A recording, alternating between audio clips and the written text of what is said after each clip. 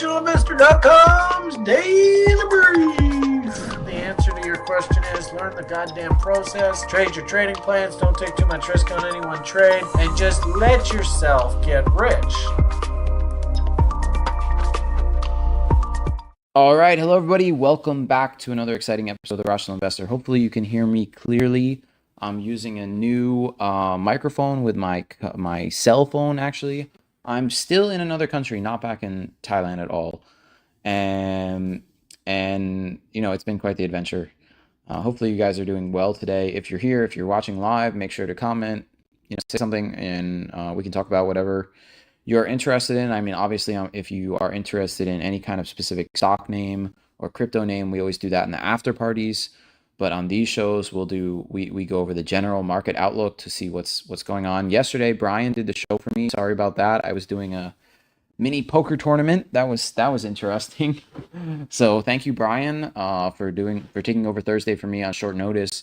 And I'm trying my best to take over Friday. So right now, I mean, that was insanity the other day with FOMC, right, guys? I mean, I've got this pulled up where we have if I go back, right? So we had the FOMC, federal funds rate came out at, the same. They didn't change anything. Then we had the press conference where Powell talked. The market, if we pull up the market was quite the shit show, especially in terms of Bitcoin. I mean, this is your right here, right? This was when FOMC came out. And this is when you know that Brian has that famous saying, right? And then they went after the stops. So they go after the stops. They use the FOMC, CPI, FOMC, all that kind of stuff. They use it as an excuse to just liquidate people. And that's why Brian always says, be careful in the first hour of trading after these kind of major econs come out, because oftentimes the first move is a fake out. And that's exactly what this was. We got a fake out to the upside. Boop. And now look at what's happening. Bitcoin's rolling over. And if we look at the rest of the market, it's not as extreme, but it still happened where we had this. Let me see Bitcoin. Okay, so 12th, right here. And we had the health 12th, we had the big spike, and now we're getting our pullback and rollover. And if we go to these higher time frames, we can see on a daily chart, right, we have a 7, 8, and 9 on Tom DeMark. That everyone knows that Tom DeMark, I put a lot of emphasis on Tom DeMark, and there's a reason that for some reason TradingView removed Tom DeMark from you can't easily find it. Like I don't know why they did that. Does anybody have an answer on why they did that? And they have one guy with, let me see, Tom DeMark. Look, nothing, TD. Nothing, TD count. There's basically nothing when there used to be a bunch. So that's a little interesting bit of, tinfoil hat questions. Why did they remove that? Maybe because it works really well, but why would TradingView want people to use things that work well? I don't know. So we have this 9 coming in on the S&P. Bitcoin's falling off a cliff as I speak right here. Glad I'm hedged. My portfolio is hedged. Most of my altcoins are hedged. I do have holdings, but I'm significantly hedged with those holdings. In the event of this scenario, we do have a major breakdown. Let me go back. We're gonna get into Bitcoin later. Okay, we're gonna get into it. There's a lot to talk about. This is an M top that's breaking down now. Doesn't look good for anybody that's a Bitcoin bull. But I want to talk about what is happening this Friday. We had Yellen speak a bit, and then we had the policy rates from Japan come out, still basically nothing. And then tonight we had consumer sentiment that came out very low, very, very low. That's not a good sign, and it's probably why part of the reason the market's pulling back here. And then President Lagarde is speaking at 1:30 a.m. So that's similar to Powell speaking and Yellen speaking. She has a equal amount of authority. So there's that as well. It's not a coincidence that she's speaking only a day after basically Yellen spoke. So whenever these bankers are all speaking, there's some turn is going, that major event, and a turn is going to happen in the market, and that's kind of what we're seeing. Let's look at options really quick before that we jump into the charts. We'll also look at reverse repo, but it's been basically unchanged. So We want to look at this 614. And we can see if this is 614. Max pain is about at 5,400. 5,450 is too high. 5,350 is too low. So about 5,400 would be, looks like max pain to me. So if we go to the S&P, look at where we are. 5,400 right here. As long as they close it right here, max pain is hit. So don't expect any major oscillations going into Friday. My ultimate target still hasn't been hit on the S&P. It's 5,500 because of chaos levels we've looked at, and also ABCD targets that we've looked at in the past. And you can see how the market really hasn't had any major breakdowns yet. RSI is still trending higher, still very bullish. And I've repeated multiple times to be careful with shorting. Bitcoin usually is a predictor that is a bit ahead of the rest of the market. And I do believe that Bitcoin is predicting this potential future where, let me see something here. I'm kind of surprised that we faked out on the downside and then we pushed higher. Maybe because we hit this 7, 8, and 9 right here. This was your fake out. And now we're back up here. And I would like to have seen some kind of divergence where RSI is lower than RSI here, but it's slightly higher. This market is so, what's a good term for it? It's very unclear with certain, this is like a momentum indicator. It's unclear when it comes to momentum indicators. And it's a difficult read, but it is, if we look here at this original ABCD that I drew, right? So if we look, and this is, and we're conservative, say, okay, there's this, and then we've got this, and 5,500 is right there, and we haven't hit 5,500. We've got a push of just 80 points higher to hit that. Maybe we have a fake out. If we go to these lower time frames, you can see how there was a breakdown, and now maybe we get that last push higher to just hit that 5,500, take out any shorts, and then we can start our process of rolling over. That's what I'm looking at. It looks like, at least on a weekly, a divergence is slowly building. Obviously not confirmed, but it is building, especially from this previous high. And this is just the final move. When you've got this, look at this rally, right? Since 2023, we've basically just gone straight up, and we've had multiple just pushes higher where people have tried to short, gotten destroyed, tried to short, gotten destroyed. And this market, I believe it's probably going to consolidate up here a bit. I just don't see it rolling over right away. They have to distribute, but I think that this distribution is happening here. It's been happening this whole time up here, and it's just taking out these shorts on the way up while it's distributing. And things like NVIDIA are basically just holding the market up. I think you guys all kind of know that. I'm not really saying anything new here that nobody doesn't, that you guys don't know about. So that's kind of my outlook on the S&P. I'm not bearish yet. Okay, I'm not saying short this just yet. I think we see 5,500, and then we look for those shorts. Bitcoin's early. Bitcoin always calls things early, and this breakdown here is telling me that Bitcoin is telegraphing that the market does not look good. So this is your major M on the weekly chart. I mean, if this M's out here, we could go down really low, and I think it's going to burn a lot of people. But this is the baby M, right here. So this is your baby M breakdown, and your target that you would look at would probably be 78.6 area, right down here, around 60,000, 59,000 right here, 58,000. That would be the area I'm kind of looking at. This 7 coming in is concerning me. You're going to get some resistance at the 50% level, but if I was looking long, I would look down here, because that's Bitcoin's last line in the sand to kind of collect a bid. Otherwise, we're going way down, because this would be a major M top completion if it passed through this 56,000 level. Otherwise, it's just a reload before we move higher. I do think, from what I've seen on crypto Twitter, that way too many people are bullish. There's just too much bullishness out there. There's not enough people screaming like doom and gloom anymore. And I think that's why you're getting pullbacks in a lot of these names. I mean, look at Rune. Rune's getting destroyed here. Thankfully, Rune, which is a big part of my portfolio, is hedged fully. I'm 100% hedged. I was 150% hedged, but I removed that over here at around 4.8 or so because I was like, it pulled back enough from when I was hedged up here that I'm happy to just be 100% hedged and I don't need to make anything extra. So I'm out of that, but I'm still sitting in this hedge until Bitcoin looks a bit better. And as long as Bitcoin's going down, the alts are not looking good, especially if you watch. Although if you look at BTCD, yeah, if you look at BTCD, Bitcoin just keeps getting stronger than the alts. So that's another red flag that I'm seeing with Bitcoin here. It just keeps getting stronger. And if we look at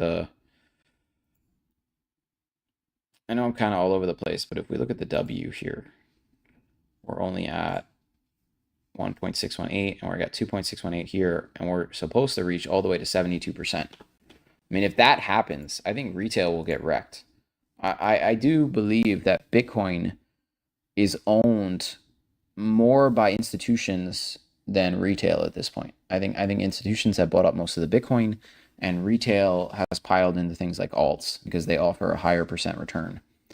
And I think Bitcoin's gonna be okay, but I think alts like Rune are just gonna get smashed because the institutions don't hold that much, and they can easily destroy retail by selling these off down to like these $2 levels and stuff like that. I mean, this is what a distribution looks like. So I'm partially concerned about seeing something like that.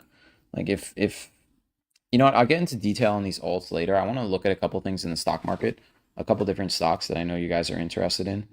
If you guys have any questions or anything you want me to talk about, just mention it, or anything you're curious about.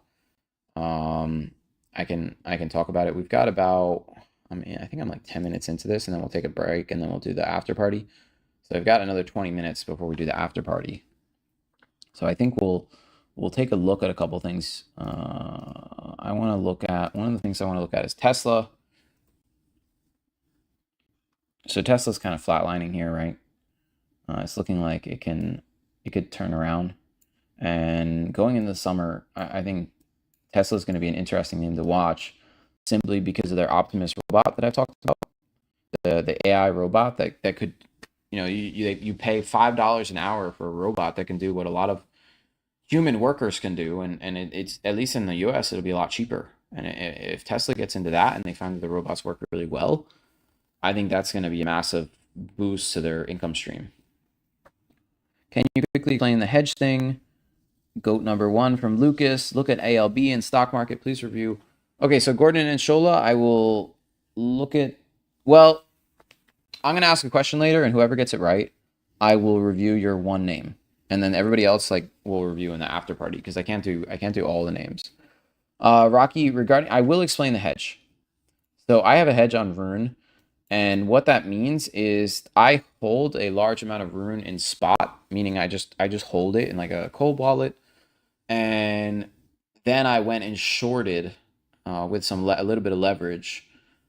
I shorted Rune to basically hedge my position, where as Rune is going down, I gain more Rune from hedging the position. Or I can hedge it with just straight USDT. But in this case, I'm hedging it and gaining more Rune as it goes down to compensate for the value decrease in my Rune in US dollars, such that essentially I'm freezing my Rune holdings in US dollars, where if Rune goes up, I don't make any money. If Rune goes down, I don't lose any money. That's what it is to create a hedge, at least in this case. It's a very simple one. Hopefully that makes sense, Rocky. Okay, so Tesla, I gave my thoughts on why I think this could be bullish. Right now it's flatlining, just getting people to be bored. There's zero momentum here. It's just trying. This is often happens when a stock is trying to get people to not pay attention to it anymore. I could see Tesla doing this, dipping down to this 125, which is my ultimate target, and then taking off and heading higher. That's what I'm looking at with Tesla, and mainly it's because of that Optimus robot. I think it's going to be a bigger game changer than most people are realizing. It's just a question of when is it going to come out exactly, and is it going to work well? So it could just be another Elon Musk fluff piece where he's greatly exaggerating the benefits, but we'll see. we'll see. That's my Tesla bull case. Let's look at the liquidity index. So liquidity is actually trending higher. And that might be why the market is trending higher. I'm not sure why Bitcoin is pulling back. If the market's trending higher, Bitcoin should also move higher, but Bitcoin also has a habit of telegraphing what's going to happen in the future. And usually it does it a day or two before, sometimes a couple days, sometimes just a few hours. It varies. If it was the same every time, it would be way too easy, right? Or people could predict it and then they would stop working. So liquidity is slowly being pushed higher, which I think is helping to really keep this market afloat. And of course, CPI came down, which everybody celebrates. But I think it's more so this liquidity thing, and that's why I'm paying attention to it. We can see here, if I go back, right, to overnight reverse repo, you can see it's flatlined. They really stopped draining it. I can see nothing, right? We went to 378, now we're back at 400. So they're just flatlining here, which may help explain why the market has semi-flatlined. It's still trending higher, but it's not. Actually, they stopped here, and we've gone up. How much have we gone up since then? I mean, it's not the same level of rise.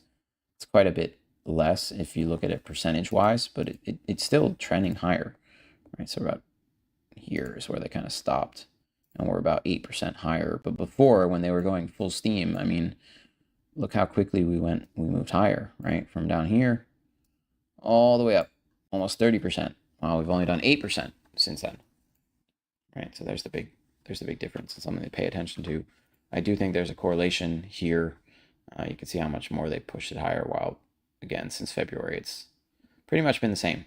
Pushed it a little higher, pulled it back, pushed it higher, that kind of thing. I think it's important to look at this. And if you want to have it, if you want to put this on your charts, just use these symbols. It's right here in the top left corner. I'm not hiding it or anything. You can just copy it. Okay, so I talked about Tesla. I'm watching Boeing. Boeing's one of the ones I've been watching, and the reason I'm watching Boeing is because when something has as much bad news as Boeing's had, sometimes it's worth it to consider that the bad news is just coming out because they don't want you to buy the stock.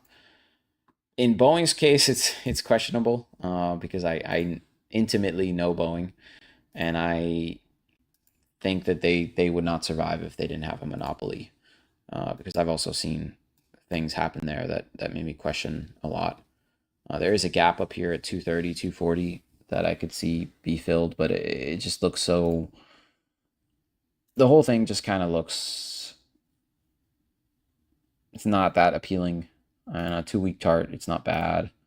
1-month chart, it's not terrible, but on these other charts, it just doesn't look great. It looks like it's almost consolidating before another leg down.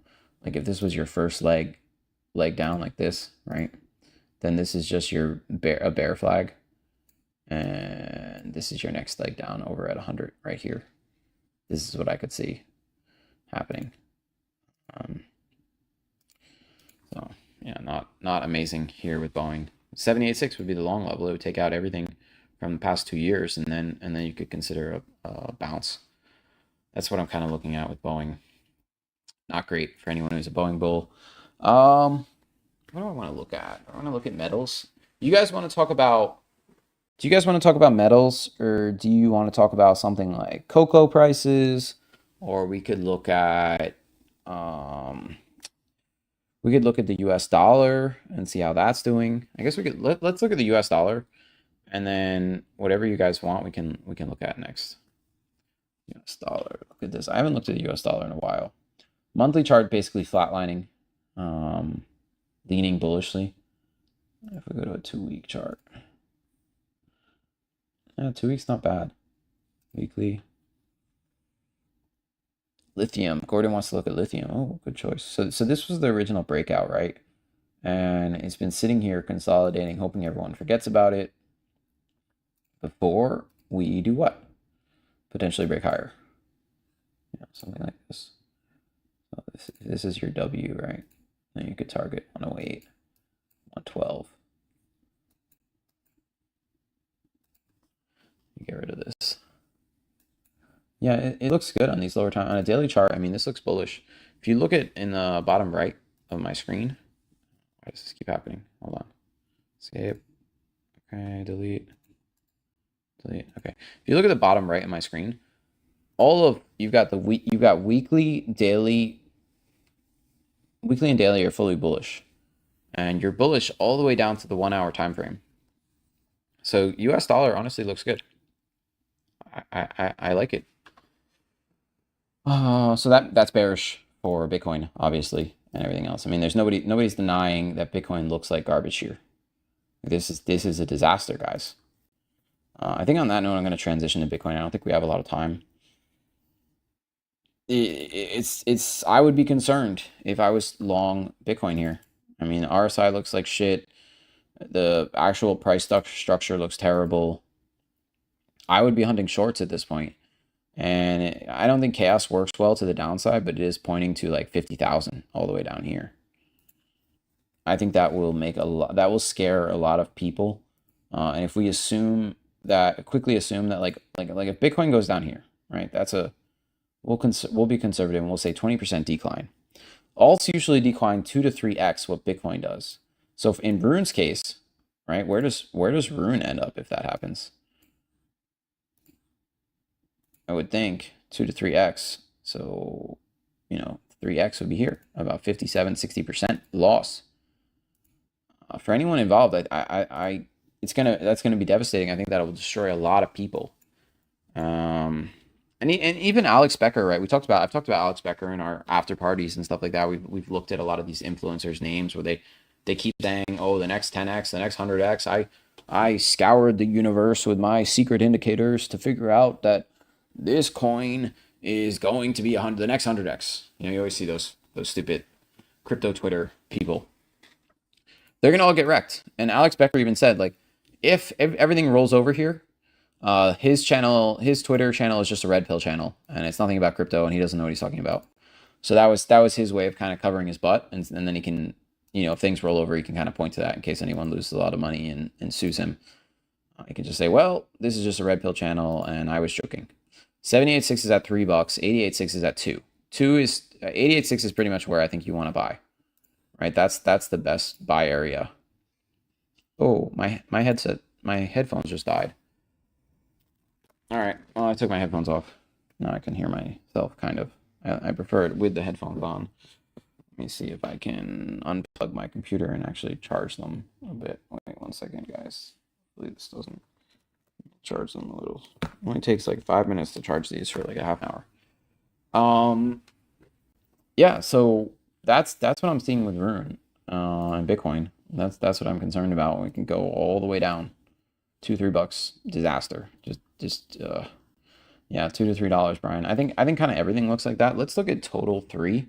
I think that's going to provide the most bang for your buck. Look at this. Right? As of right now, this is about to fall off a cliff. And everything here is red, really red, except for your weekly, which is just at a midpoint.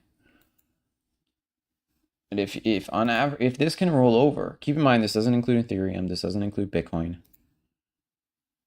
If this rolls over, boom, next support's at 20%. So game over. And if you skip through that, which I think they will, you're down 36%. So if you own a portfolio filled with alts, you expect a probably 30 to 50% haircut if things really, really roll over.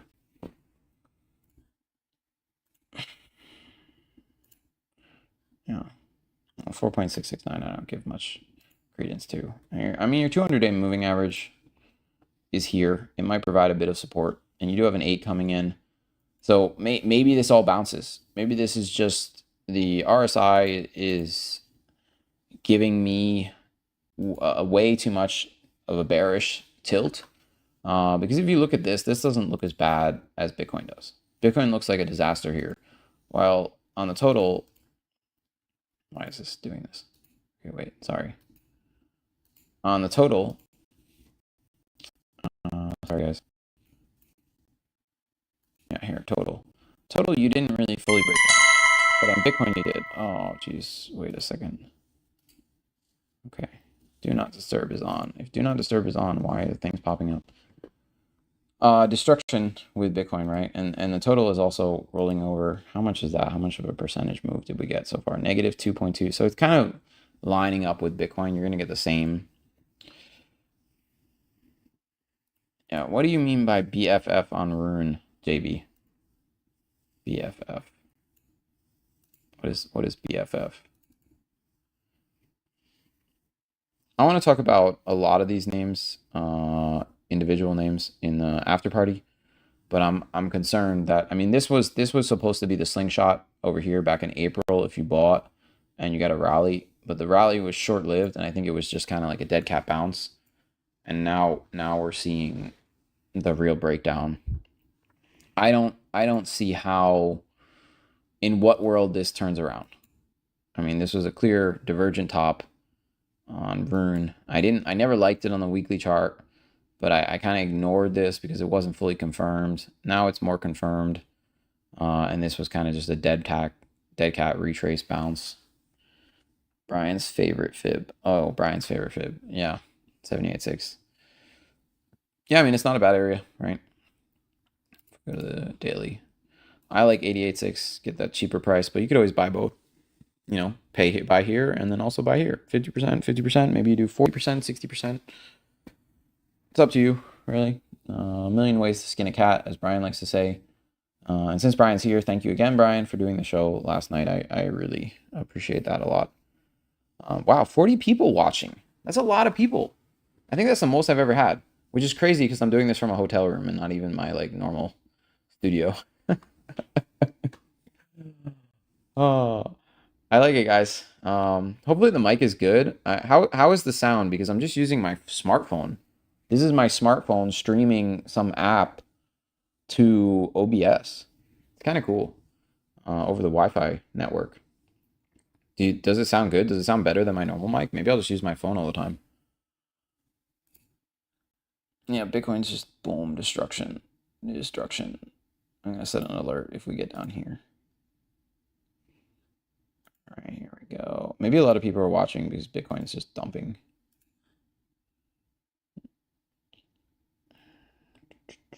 All right, 26 minutes in. Let me see. Is there any other crypto I want to talk about quickly? We looked at total. We looked at the BTCD. I warned about alts possibly getting destroyed. Be careful with that. Yeah, I just meant like the quality, Rocky. Does it sound good? Because I felt like the stream I guess I'll listen to it, listen back to it right after before we start the after party. I think that's kind of all I have. In the after party, we're going to go through a bunch of individual crypto names. I want to go through a whole list. And I think we're going to also look at the metals. I want to talk about the metals market, but mainly we're going to look at crypto names because I think the market is in a slightly concerning location now. And people probably have a lot of names that they want to talk about. All right, so I'm going to end it on that note. I hope most of you guys watching join the after party. If you're not currently a member of TRI, just look at the link below. Sign up for a free trial. You can come on the show. You know, we do after party. We do daily briefs every day. And then in the after party, at least for me, I know Brian also does it. We can go over any name that you guys are interested in and kind of give our opinion from a technical perspective. That's the easiest thing to give quickly. From a fundamental perspective, a little bit harder. There's some names that we know about, but a lot of names, they take, fundamentals take some time to research. You have to read white papers, look at, the distribution of the holders, things like that. Are there VCs involved, so on and so forth. Okay, I'm going to call it there, and I will see you guys in the after party in like 5 minutes or so. All right, thank you, everybody. Talk to you soon.